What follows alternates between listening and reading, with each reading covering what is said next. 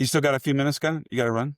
Yeah, yeah, I do. Bro, that was fun. I love doing these podcasts. I can't tell you how it's just neat to be able to kind of put the information out there like that in a way that you and I can have fun with it. Yeah, it's I've always been able to communicate well, so podcasts are just right up my alley. Just being able to talk at long form, 'cause, I've done a lot of commercials and TV spots where interviews on, local news stations.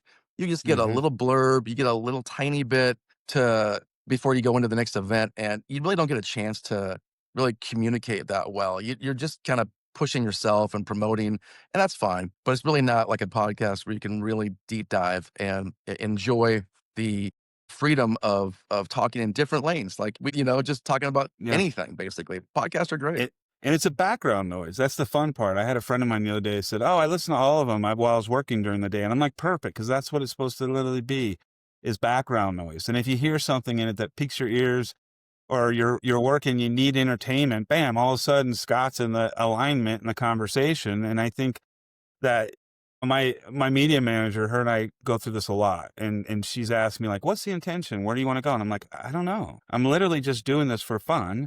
I was going to have this call with Scott anyways. Why not just record it and see, what it feels like when you're putting it out? And, I'll tell you the truth, creating a podcast is very simple in these days. There's so many, tools and platforms that you can use that literally cut it up and you can use it as marketing material. And, it's all about that. I share a lot with the youth now that if you're out there trying to figure out what to do with your life out of college, out of high school, whatever it is, and you're looking for the best advice, I always say, don't get caught, working 5 miles from where you live. Realize like there's tools out there that we can grow into, that we can start our careers in and have that flexibility to be able to work from home or work from the road or whatever you think it is that makes sense for you. When I was growing up, you had to work down the street from where you lived. That was just the way it worked. And now these tools that allow us to, I was so old when I came out of the banquet world, catering world in the hotel. I had like a BlackBerry, I think, still, and was using a beeper. And within maybe 5 years now, it's like 500 people on LinkedIn to over 10,000.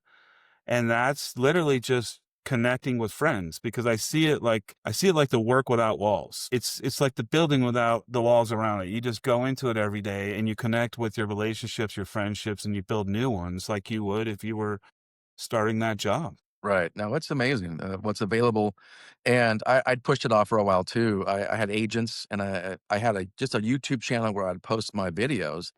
And Mm, for many years, that was all I needed. And then after COVID, it exploded even more because there was a slingshot effect where it just built up, and then boom, everyone wanted to do events and get out and mhm. have shows. So it was just a plethora of events and shows for 2 years. But then end of 23 into 24 started that slowdown phase a little bit. And I'm like, okay, maybe I need to do something extra with my time. And I started doing YouTube for a while, just trying that. But really, LinkedIn's more of my language. It's Mhm. professional people who want to connect and make sure that you're a real person. And once I know Yeah. you're real and you're on my team, we're good. And I like that about Yeah. LinkedIn. It's true. And you're kind of like in their CRM. They're in my CRM, which is LinkedIn. As long as you're DMing and keeping relationships going and you're going back and checking, at some point you're going to run back into these friends that you made. And it's not such a specific action. It's really just about realizing like, hey, this is a relationship that I built back then. And I like to say we're mirrors for each other. We tend to get on and just kind of mirror how the day is going or how the month's going. And it gives you this confidence as, self-employed entrepreneurial type mindsets like, hey, other people are out there working hard today too. And they're showing up. And once in a while, that's nice to see, like you're not on your own island every day, just sitting there pounding on these things. And there's other people actually doing the same thing. It's very Nice. cool. Exactly.